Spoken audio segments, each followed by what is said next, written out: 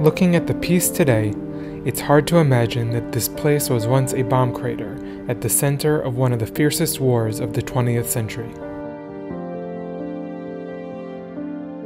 I'm Amiad Horowitz. I'm a journalist. I love learning about history, including the history of the country in which I live, Vietnam.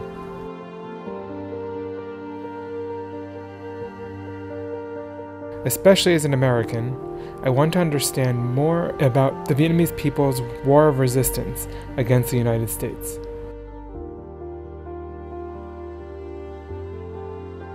I want to find out for myself the answer to the question of how a one small, poor country like Vietnam fought and won against a superpower like the US and rose to the strength it has today. I am very fortunate to have been accompanied and supported by my Vietnamese colleagues in this journey.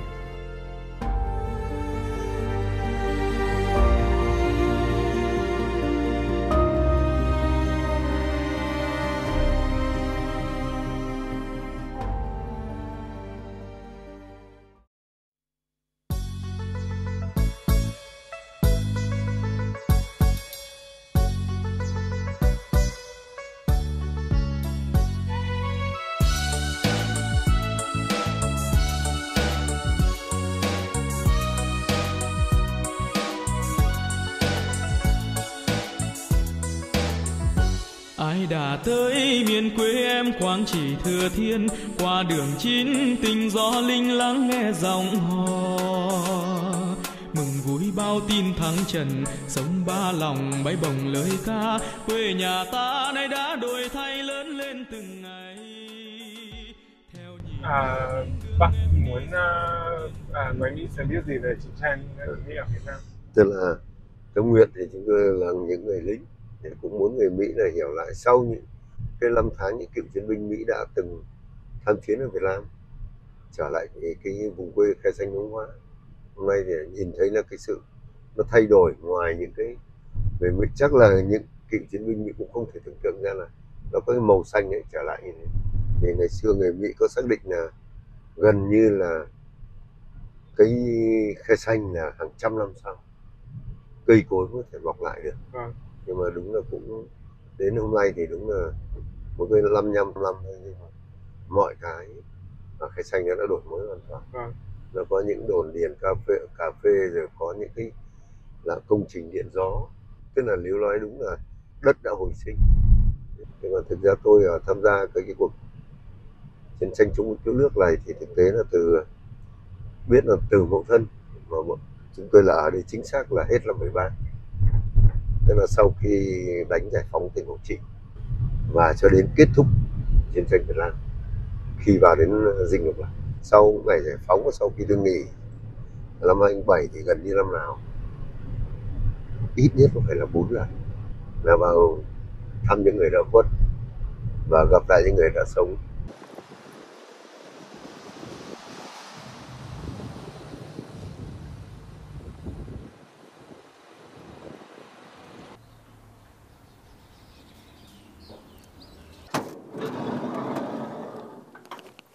Chào bác. Chào đồng chí Vinh. Chào bác. Đấy, giới thiệu với các bác, đây là ban quản lý Nghệ Trang, đồng chí trưởng ban phó ban, và đây đồng chí Lãm là bộ đội cũ, và đây là anh nhà báo người Mỹ. Xin mời các anh cho tôi lên trên lên tháp hương.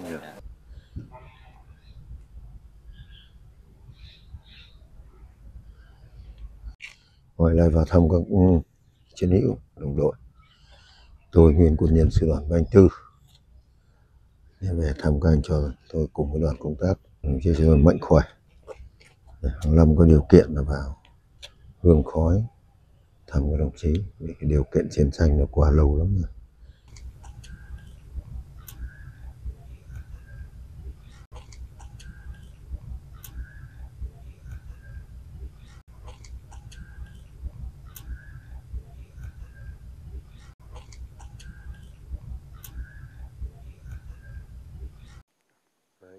Tức là giới thiệu với bạn là đây là căn cứ Tà Cơn, là cái căn cứ mạnh nhất của quân đội Mỹ trong thời kỳ chiến tranh Việt Nam. Khi vào đây là có lập theo cái hệ thống bằng hàng rào móc Mara, cũng nghĩ là Bắc Việt Nam là không thể vượt qua được, nhưng cũng không ngờ là Mậu Thân thì là bộ đội Việt Nam là đã tập kích đánh thẳng vào đây, và trận đánh kéo dài toàn bộ cái khu vực Tà Cơn này và Lăng Vây là trong vòng 50 ngày đêm. Nhưng mà mở màn chiến dịch là tháng 1 và kết thúc là tháng 6. Người Mỹ đành phải bỏ Khe Xanh. Thì về phía quân đội Việt Nam thì cũng tạo điều kiện để cho hơn 5.000 lính thủy đánh bộ Mỹ và kỵ binh bay là rút khỏi chiến trường Khe Xanh. 55 năm trước. Và hôm nay là chúng ta gặp nhau đây, nhưng mà không ai nghĩ là sau 55 năm về đây, cái vùng chiến khu xưa mà nó lại được thay đổi thế này. Chứ ngày xưa ai nghĩ có cái cột điện gió này. 55 năm trước mà nhìn cột điện gió này, nghĩ như cái B-52 nó bay.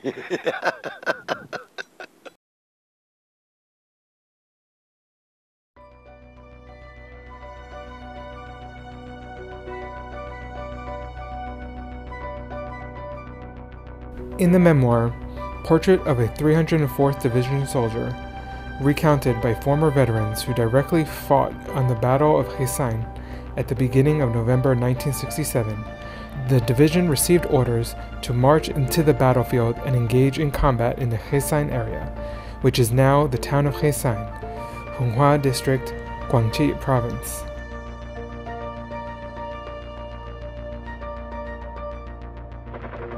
The plan for the general offensive and the uprising during the Tet Offensive in 1968 was kept secret until the last minute.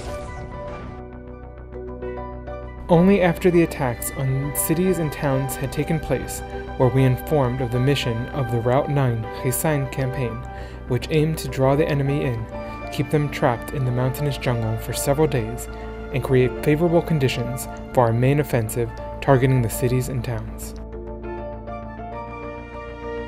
The Khe military base was the center of an electronic fence system constructed as the strongest and most fortified defensive complex of the United States in the northern region of South Vietnam. It includes the fortified positions of Lang Vai, Camp Hunghua, Hue San, and Ta Con Airfield Defense Cluster. The entire defensive line of Route 9 Khe stretches nearly 20 kilometers from the southern 17th parallel to Route 9, spanning 100 kilometers along the Binh Hai River to the Vietnam-Laos border. With this fortified defensive line, the United States hoped to prevent the North Vietnamese Liberation Forces from launching offensives or infiltrating the temporary military demarcation line into the south.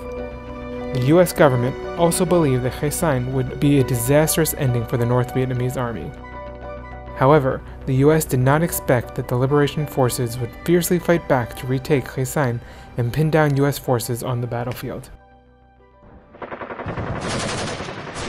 On the night of January 20th and the early morning of January 21st, 1968, the artillery campaign of the 304th Division, the Liberation Forces, launched a surprise offensive with consecutive and powerful attacks, targeting multiple important objectives in Khe Sanh. This created a significant surprise, forcing the U.S. forces at Khe Sanh to fight from fortified positions and bunkers.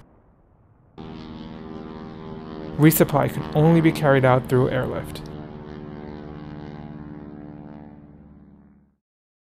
From February 8th to March 31st, the U.S. forces at Khe Sanh were besieged and under constant shelling for 50 days and nights. On June 26th, the U.S. military was ordered to withdraw from Khe Sanh.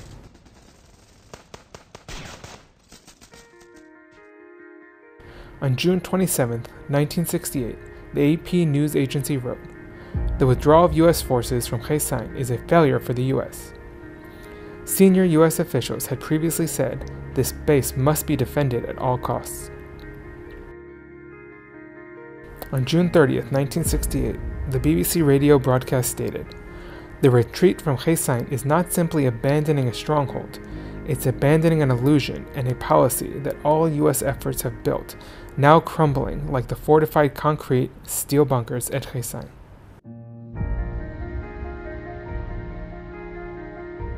After 170 days and nights encircling Khe Sanh, on July 9, 1968, the victory flag of the Liberation Army flew over Takun Military Airport, marking the victory of the Route 9 Khesan campaign, contributing significantly to the success of the spring 1968 general offensive, a decisive victory on the military front, forcing the U.S. to de-escalate the war and start the peace negotiation process. In the United States, right from the 1960s and early 1970s, the protest movement against the Vietnam War took place with great enthusiasm, attracting millions of people regardless of skin color, age, or gender. Immediately after the 1968 Tet Offensive, the anti-war movement became stronger and stronger. A large number of Americans and peace-loving people of other countries opposed the continuous U.S. military escalation in Vietnam.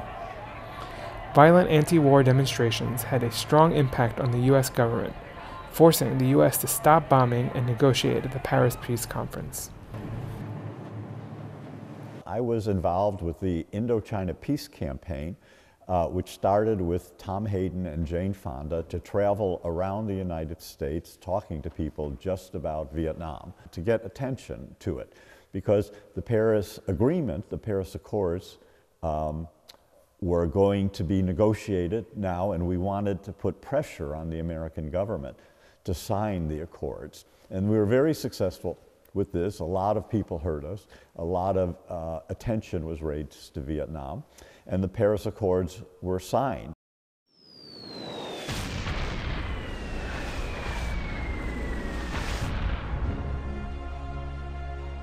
The Vietnam War began in 1954 and lasted for 21 years. In addition to the great loss of life for both sides, the war also left heavy spiritual losses along with serious problems affecting the economy, society, and the environment.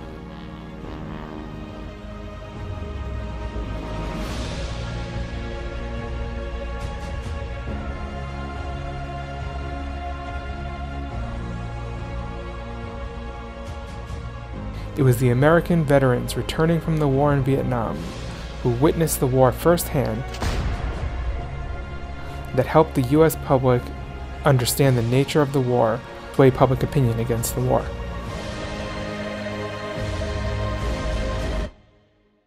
I believe one of the reasons America went to war with Vietnam is because it did not understand Vietnam's history, it did not understand Vietnam's culture, it did not understand the Vietnamese people, and the Vietnamese people quest for peace and freedom. If the United States would have understood that, we never would have come to war.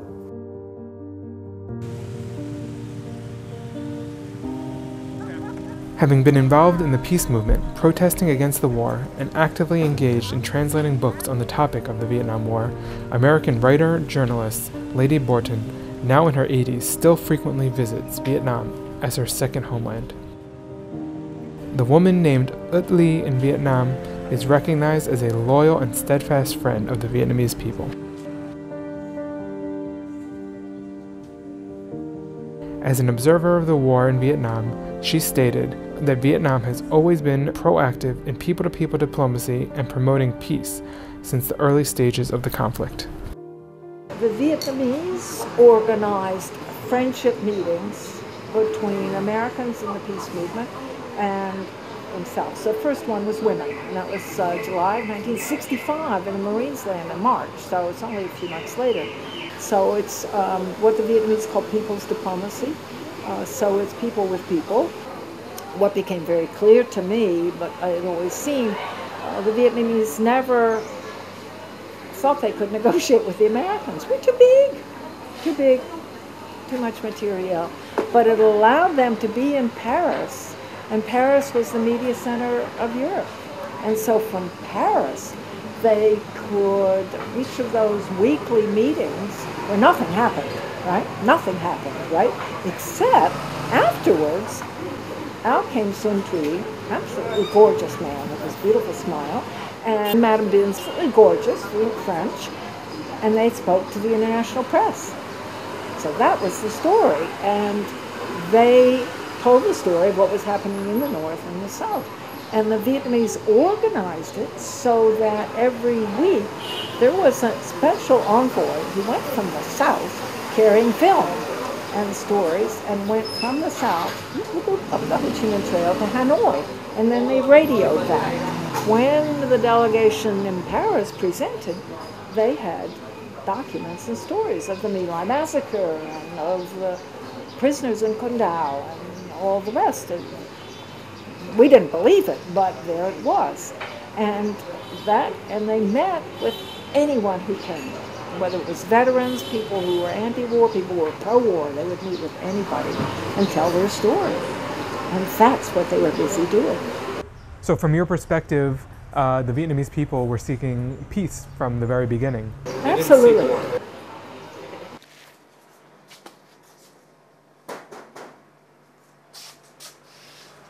Hey. Hi, Amir. Hi, good to see you. Good to see you. Welcome. A book written in any language. There is a special connection to Vietnam for the artist George Burchett. Although he did not participate in the Vietnam War, he had a profound perspective on the conflict. His father was the famous Australian journalist Wilfred Burchett, who exposed the truth about many wars around the world, including the war in Vietnam. I was born in Hanoi 1 year after Dien Bien Phu, and my father reported the Vietnam War, well, 2 Vietnam Wars, the French War and the American War. So I grew up with the story of the war because my father spent time in the jungles of the South, or also in the North while it was being bombed. So that was the story I grew up with, the heroic struggle for independence and unity of the Vietnamese people. So can you talk a little bit about the role your father played in making sure the true information about the war reached Western audiences? He was the first Westerner to go and spend 6 months in the liberation zones of Vietnam with the NLF, the National Liberation Front. He used to write regularly for a left-wing newspaper called The Guardian, who was very influential in building up public opinion, especially in the US, against the war. And his books were very well read, and his films and photos. So little by little, people got to know more about the war, and people started to realize that which side was fighting a just cause and which side was just blowing up villages and poisoning, destroying the nature and killing lots of people. So among your father's many unique experiences, perhaps the most unique was his interview with Ho Chi Minh, President Ho Chi Minh. Can you tell us a little bit about that interview? Well, that was in 1966, and actually there's a little anecdote here because my father was actually interviewing Prime Minister Pham Van Dong, and then Uncle Ho, I always call him Uncle Ho, came just to say hello. And my father said, "President, can I ask a question?" And Uncle Ho said, "Okay." So the question is, Mr. President, can you say a few words to the French people and to people of the world about this war? And so President Ho Chi Minh's answers, that was in '66 after the Americans started bombing the North Vietnam as well. So I think President Ho Chi Minh gives the perfect answer. Who would have thought that Vietnam would win against not just the greatest war machine, but all its allies and all its power, propaganda power, but it happened, and that's a historic fact. So I think Uncle Ho sums it up perfectly, because it's a just war, it's a patriotic war, and also we have the support of almost everybody. Yeah.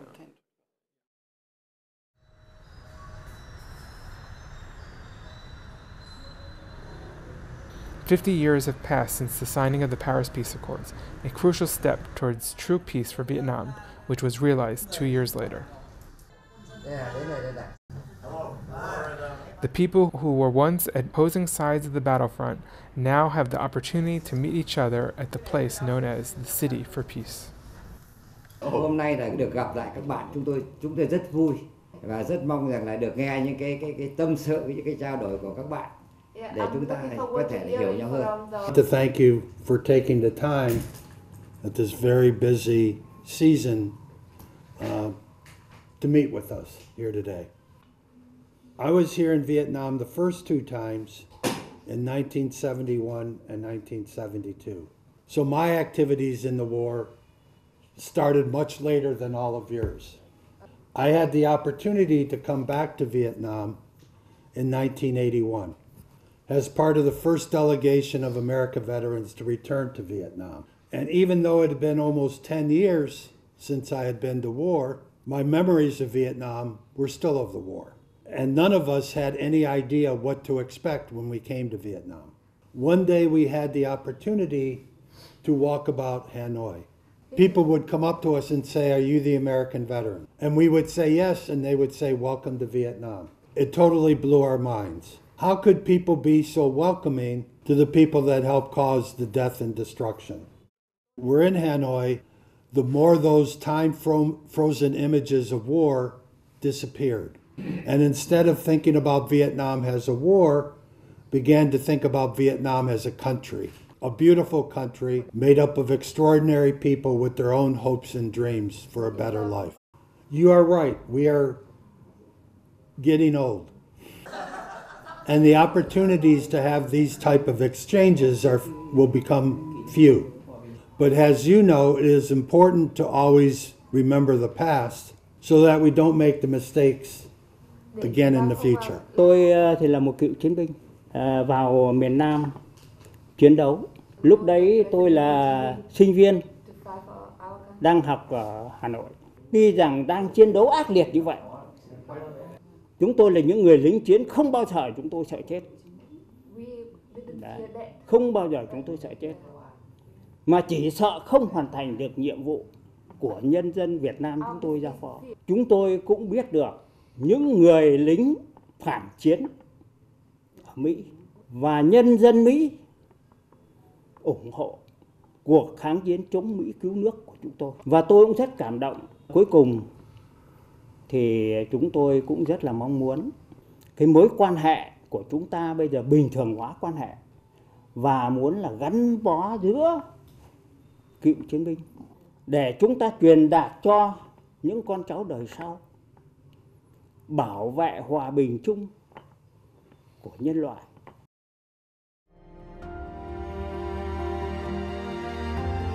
The war is over. The soldiers of both Vietnam and the United States no longer see each other as former enemies, but rather respect each other as true friends, reflecting on the past and looking towards the future.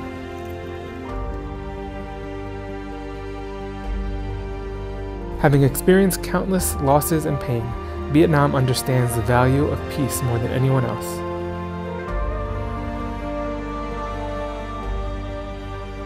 The desire for peace and independence has driven millions of Vietnamese hearts to fight and overcome one of the most powerful enemies in the world.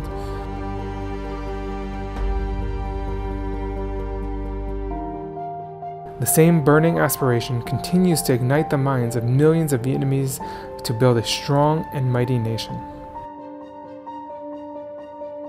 As an American citizen, I admire Vietnam for what you have given to young people like me, an understanding of the value of peace. It is not just the absence of gunfire.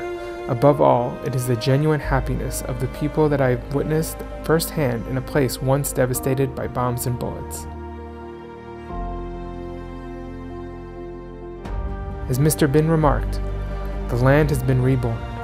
The rice seeds have sprouted and grown on the land once contaminated by dioxin of war.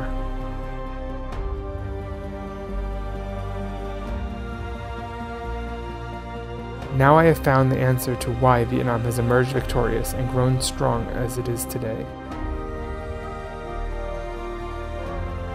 If in the past journalist Wilfred Burchett brought the truth about America's war in Vietnam to the attention of the Western public, then now, with the responsibility of a journalist and a citizen of the younger generation, I feel the need to present the image of a beautiful and vibrant country, rich in patriotic traditions, overcoming difficulties, continuing on the path to socialism, and emerging strong to global readers.